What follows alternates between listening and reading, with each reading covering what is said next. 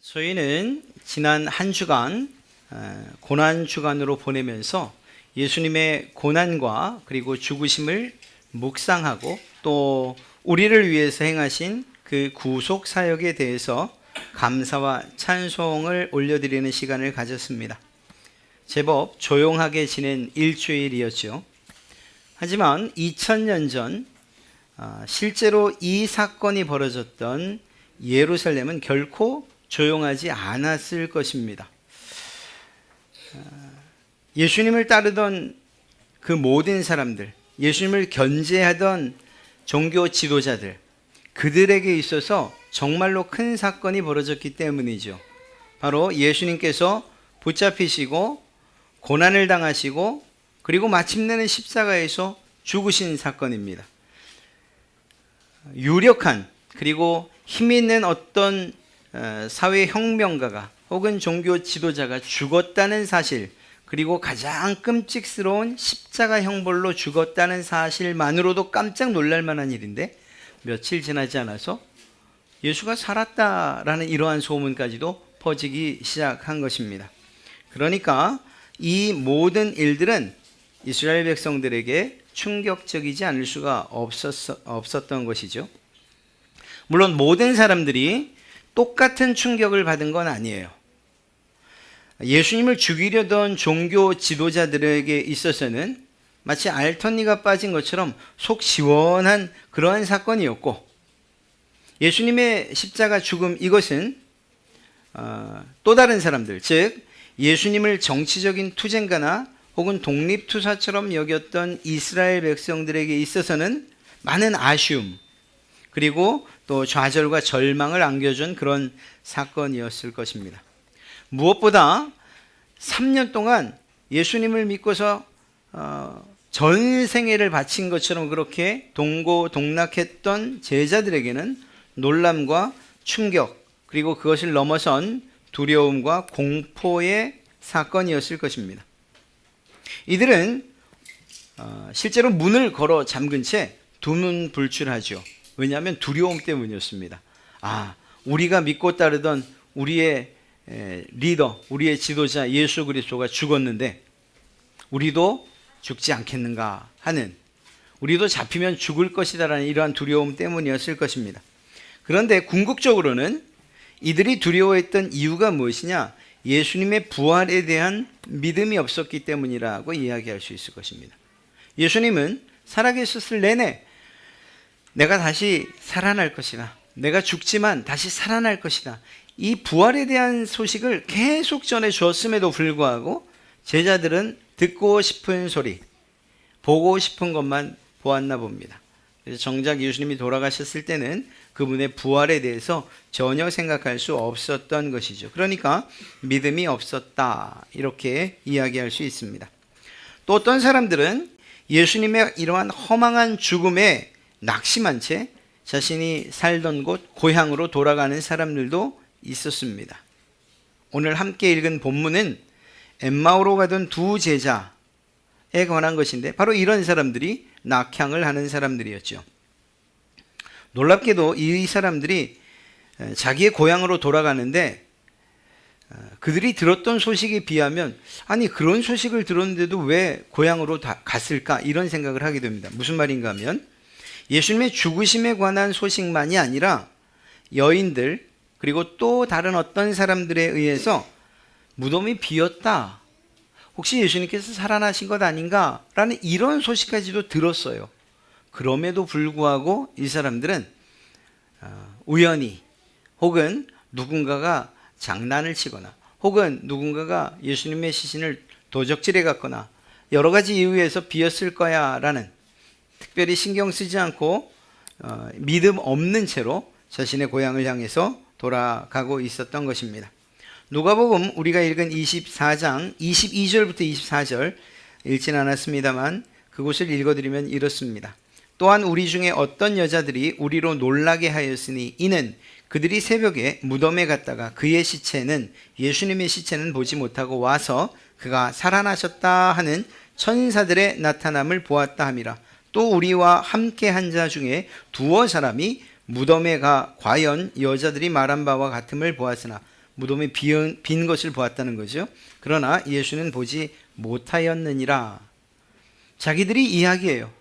어쩌면 예수님이 살아났을지도 모르겠는데 우리는 그걸 믿을 수 없어. 결국 고향으로 돌아가고 있는 거죠. 성경은 이 두 사람 가운데 한 사람을 글로바라고 그 이름을 밝히고 있습니다. 이 사람들은 예수님에 대한 인식이 어땠는가? 일과 말의 능력을 행하시는 선지자 정도로 취급하고 있는 것을 알 수가 있습니다. 예수님을 구원자, 구속자, 모든 죄에서 구원하실 그러한 메시아로 본 것이 아니고 그저 한 선지자. 그런데 다른 어떤 선지자들보다 말에 있어서도 능력이 있고 행하는 일에 있어서도 능력이 있는 그 정도로 취급하고 있었던 것입니다. 그런 그들에게 주님이 나타나셨어요. 정말 신기하죠. 예수님을 못 알아봐요. 예수님이 변하셨기 때문일까? 아니면 무슨 이유일까? 성경은 그들의 눈이 가리워져 있었기 때문이다 이렇게 표현하고 있습니다.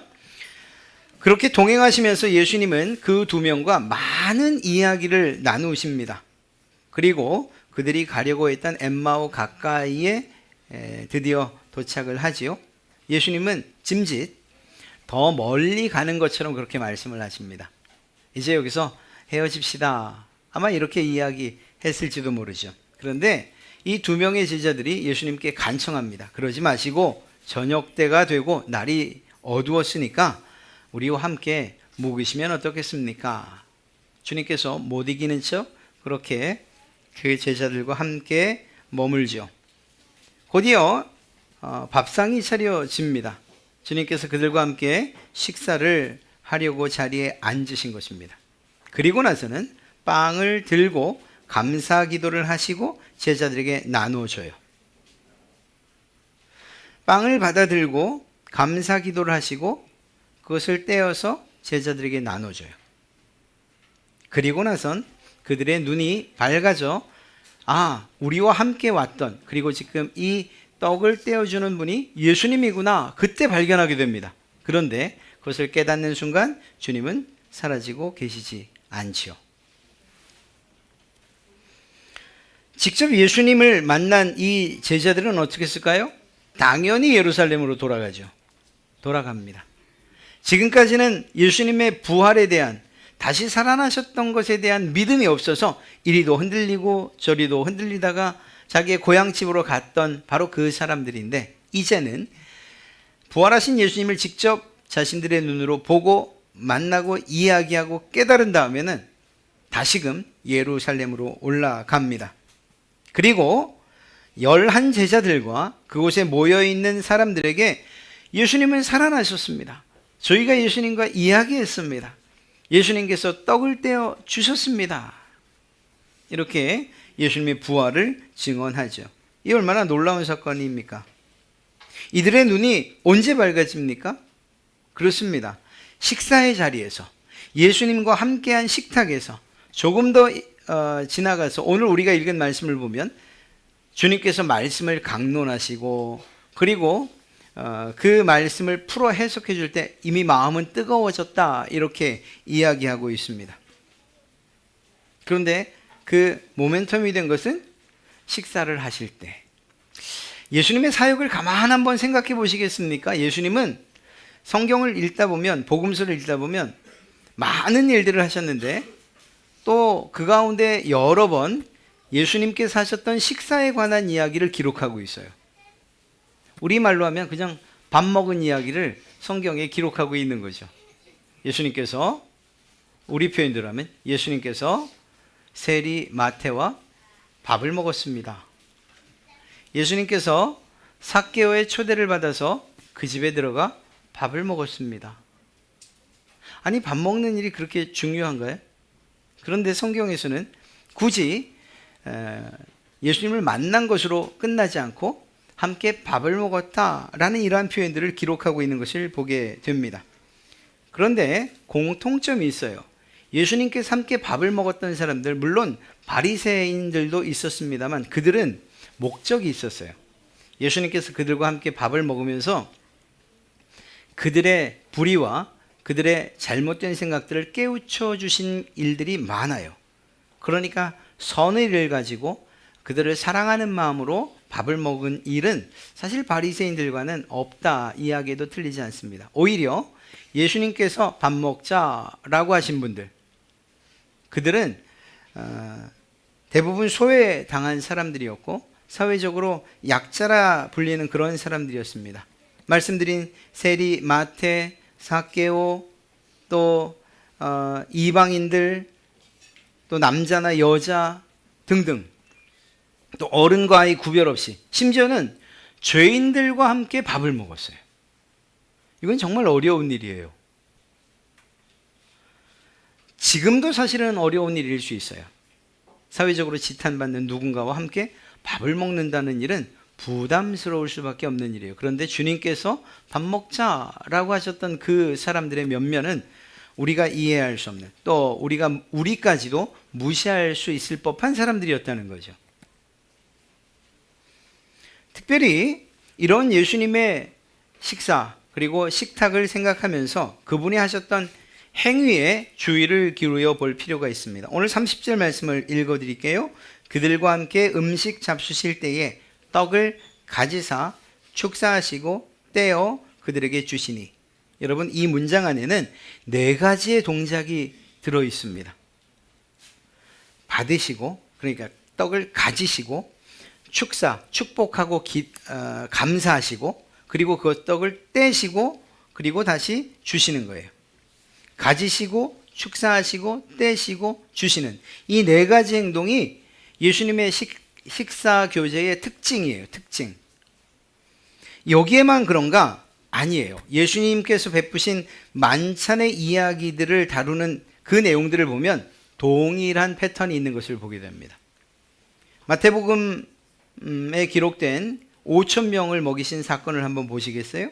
마태복음 14장 19절을 보면 물고기 2마리와 떡 5덩이로 5,000명이나 되는 사람들을 먹이는데, 그 말씀 가운데 19절을 보면 이렇습니다.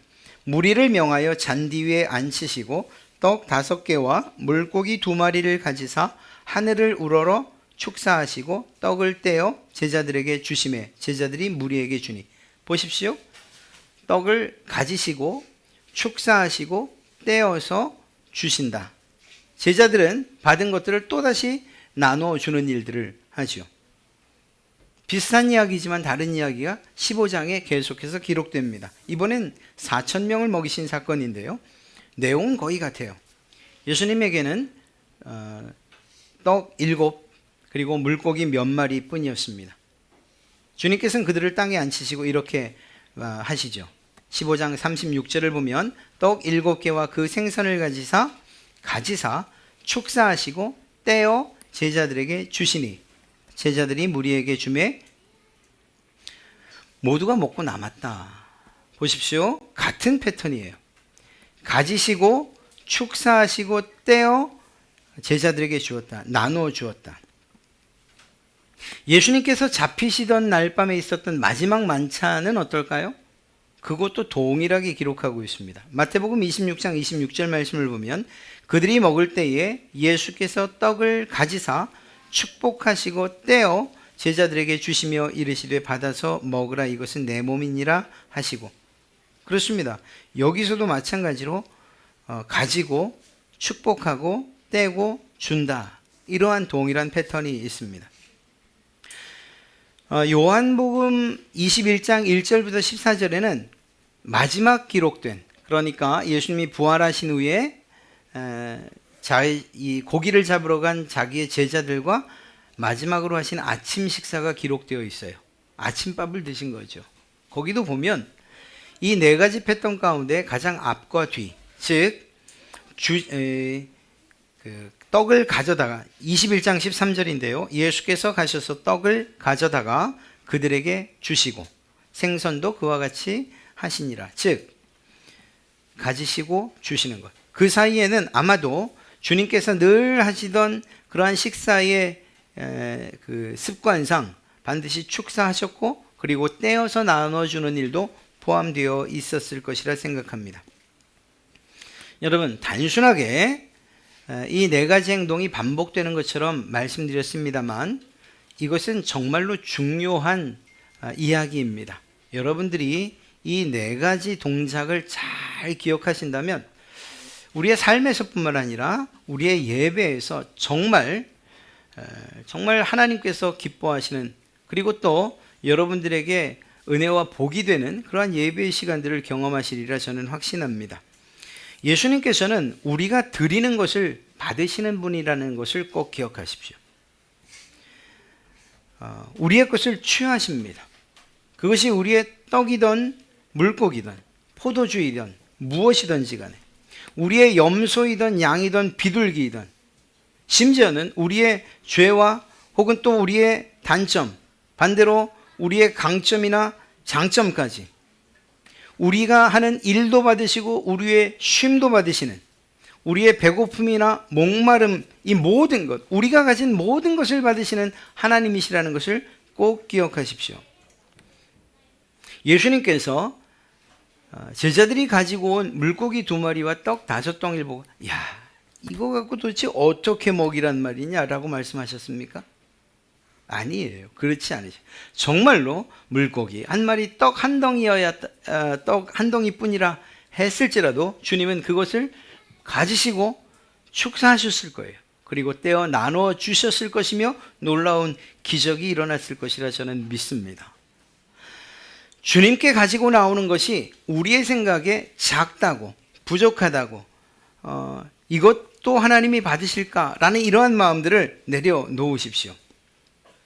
우리는 주님과의 식탁 자리에 무엇보다 정말로 이 모든 것들을 가지지 않은 채 빈손으로 나간다 할지라도 걱정할 이유가 없는 것은 우리 자신을 가지고 주님의 식탁 자리에 앉는다는 사실이에요.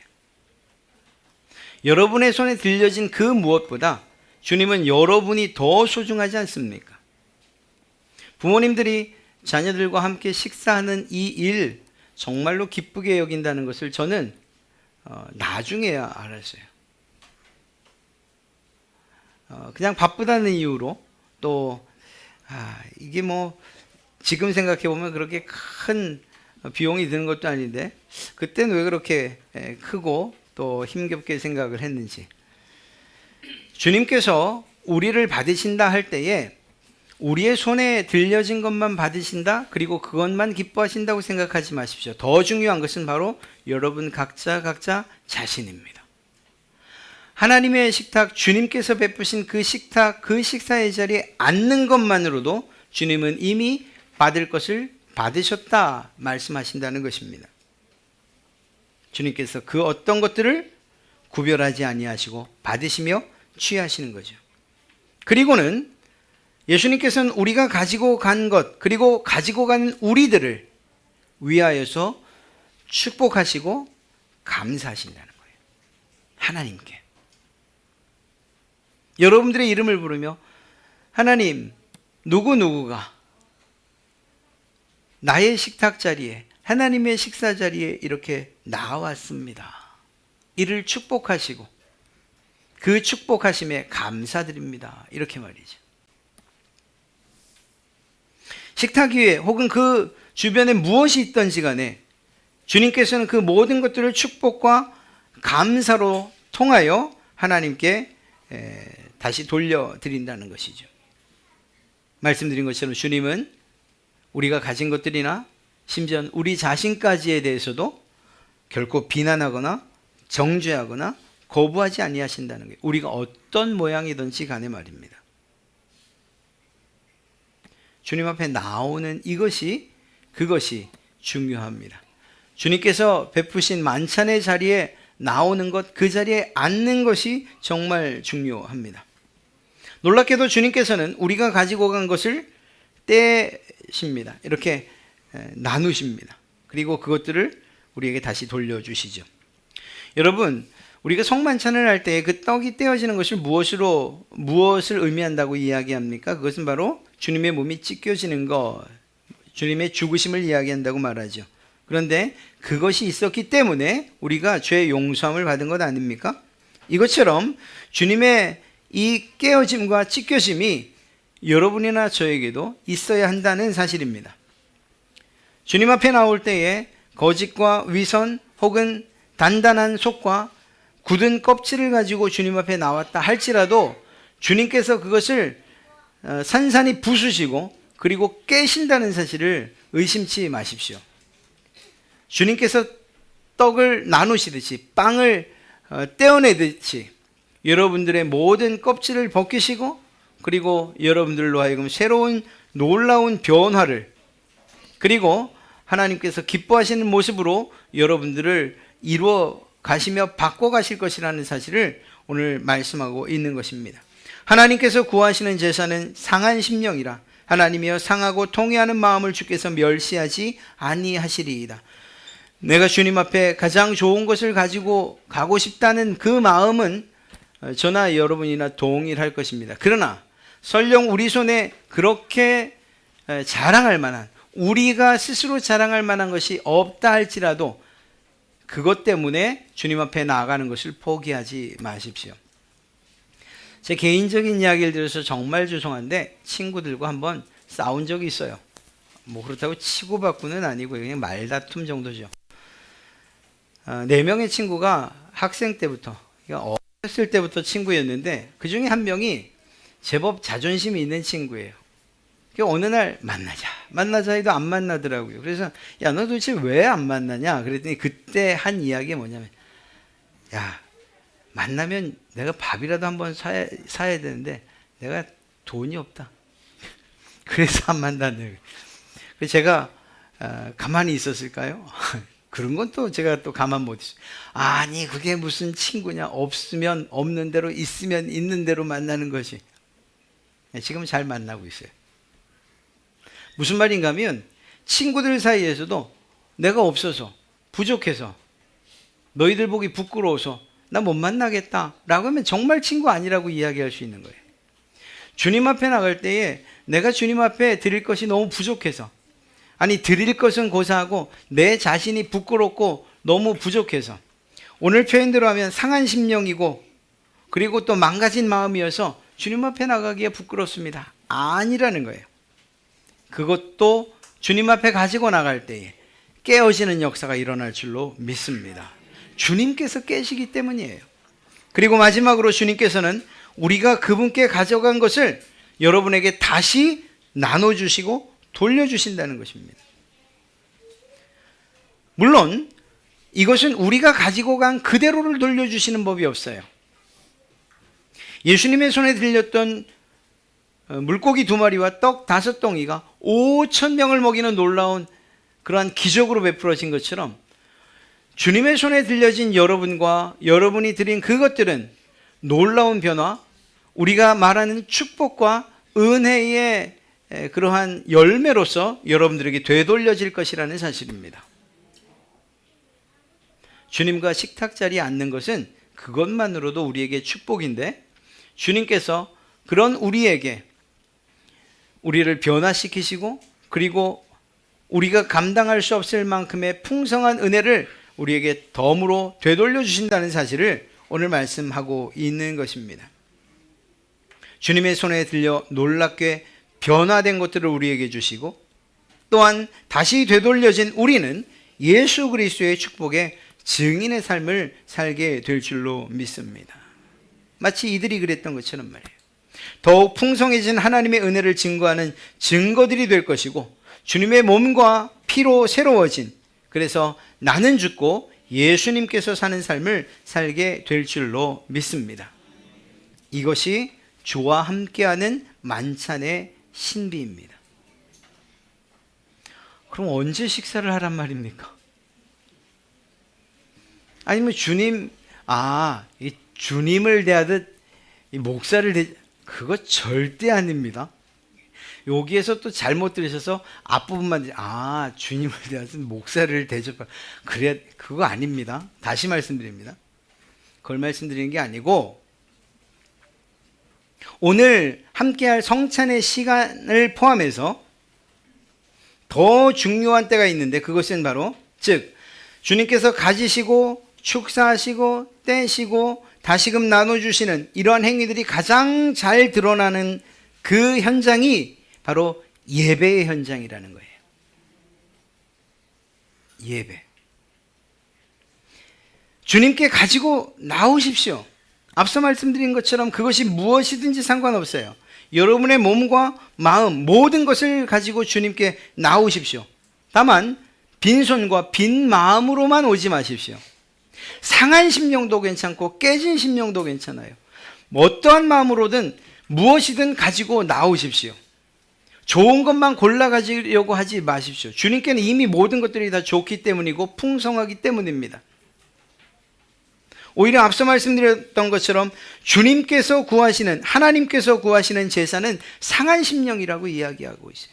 우리의 깨지고 부서진 마음들을 스스로 위장하거나 혹은 그것들을 감추거나 그것들을 포장하려고 하지 마세요. 그냥 있는 모습 그대로 주님 앞에 나오시면 됩니다. 주님께서 여러분의 모든 것, 그것이 비록 아픔과 슬픔과 연약함, 절망과 낙심들이라 할지라도 그 모든 것들을 들어 축복하시고 감사하실 것입니다. 그때 비로소 놀라운 변화와 역사가 일어나고 여러분들의 삶 가운데 기적이 베풀어질 줄로 믿습니다. 그렇게 들어 축사하시고 그리고 주의 말씀으로 성령으로 십자가에서 친히 찍히신 주님의 몸처럼 여러분들을 때론 찢으시고 그리고 부수시고 그런 과정들을 통해서 비록 아프지만 여러분들을 변화시키실 것입니다. 그리고 변화된 여러분들을 다시금 여러분들이 있던 그 자리, 여러분의 삶의 현장으로 되돌려 보내실 것입니다. 그리고 그곳에서 주의 놀라우신 은혜를 증거하며 살아가는 그러한 증인의 삶을 우리가 살아가야 하는 것이죠. 여러분의 매일매일이 주님과 함께 하시는 그러한 은혜의 시간들이 되시기를 주님의 이름으로 축복합니다.